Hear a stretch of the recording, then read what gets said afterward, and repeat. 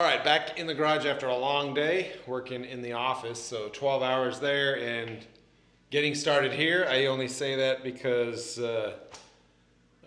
most people can work on these cars when they're half awake. I can only work on them when I'm half asleep. So if I can do it, that should be enough encouragement for anybody, right?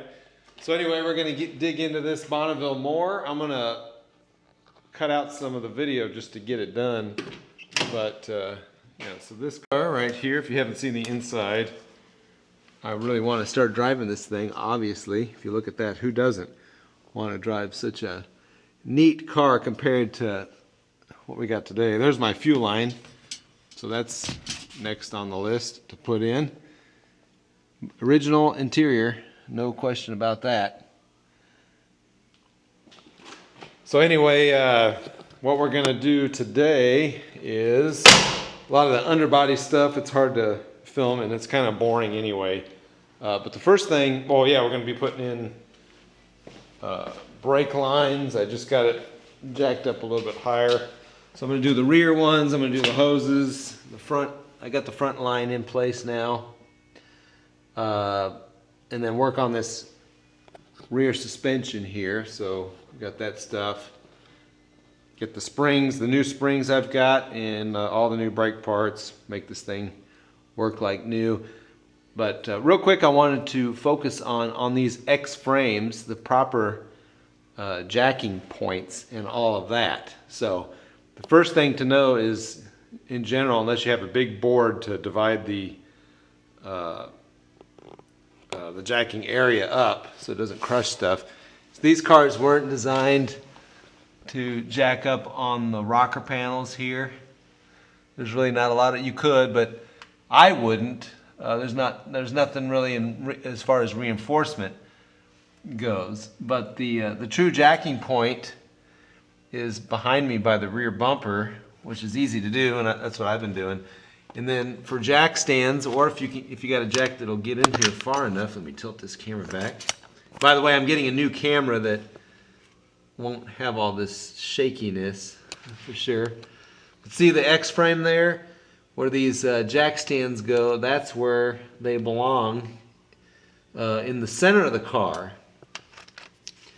And then the book says for stability, then you put something on the outside. So these aren't load bearing, where I have this jack stand right there, but it's just you can either put it right there on that pivot, or I think where they want you to put it is right here. So I'd have to put a 2x4 in here, but it's just for stability. This is not taking any of the weight, and I can shake the car around, you know, pretty good, and it's still not moving. So those heavy-duty jack stands on the X-frame do their job. But anyway, the rear, I gotta fix all this rust. I'm gonna do phospho. These are going. These are the old fuel lines right here. I've already replaced the brake line in the middle here. I just gotta snap it in a little bit better. Let me show you the proper jack point. There's several areas here, but the main one, of course, the bumper jack, which most people know better not to use. The bumper jack, there's plenty of spots for it to catch. This is a very robust bumper. Most people have never seen anything like it.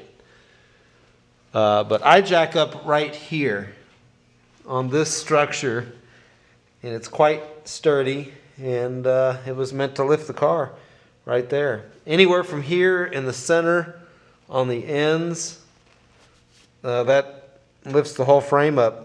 I don't have any springs or nothing, otherwise I might use the differential. It did say in the shop manual it's okay to prop the car up. Once you jack it up, you can rest it on the differential, but the preferred lift point as far as doing work on the car is on that X frame. Now let's go up front really quick. And I'm going to interrupt this conversation with, again, the brake lines. I got to put this piece in. I was just placing everything and I lost the bolt. Otherwise, I would have had that done. So I just found something else. So we're going to get all that done here. But the front jacking points, as far as where the jack stands go, or where a lift would go, is just a couple inches past where this curvature stops. So where I got the jack stand right now, that's the ideal spot right there. Oops, this one. Anyway, some people use the cross member. I guess that's okay just to get it jacked up. And if you're doing just work on one side or the other, of course you got the lower control arms. So that lifts the spring up. I don't see any issue with that. You just got to be careful where you land your pads or what kind of jack you're using. Of course, a bottle jack isn't going to work there very well. But when I'm doing work in the garage, I actually jack it up right here behind the radiator on this spot here, because this is extremely rigid and it lets the suspension fall free, so I can work on it and do whatever, you know. But I still put the jack stands down here so that once I get it up, I can get in here and do the work I need to do.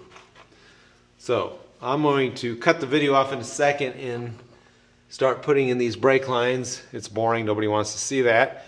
Then as soon as I get this whole drivetrain stuff done, or the wheels and the suspension parts finished, now the fun part will begin, which will be getting this thing running. I'm going to rebuild that carb, the AFB.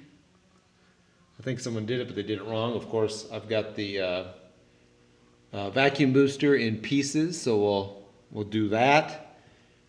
And then the plugs and wires, and get this thing started. Of course, new fuel pump I've got, I haven't put it in, and the fuel tank. Actually, you know what? I'm going to take a beeline. The first thing I'm going to do right now is clean up underneath that trunk. Oh, and then once I get it running, of course, we'll get it out of here, tune it up a little bit better, compression test, and flush the cooling system out. But the step I'm going to do right this instant, I got to go get a bucket of water, is I'm going to clean this underbody here where the gas tank goes, and I'm going to paint it with a paintbrush. I'm going to lay out the OSPHO, O-S-P-H-O. Before you'd use POR-15 or anything else, the OSPHO gets in here and neutralizes any of the rust that's problematic. And so I'm going to do it in the areas that I can't get into once that gas tank is there. And then I can do treatments from the top on this trunk floor and that sort of thing. But look it up, OSPHO. It neutralizes the rust instantly. It's my favorite product to use in these sort of things. So anyway, let's get to work. All right, thank you for watching our channel. If you'd like to see more of this type of material, hit the like and subscribe button. You don't know how much that helps us out, but I really appreciate it. Have a nice day.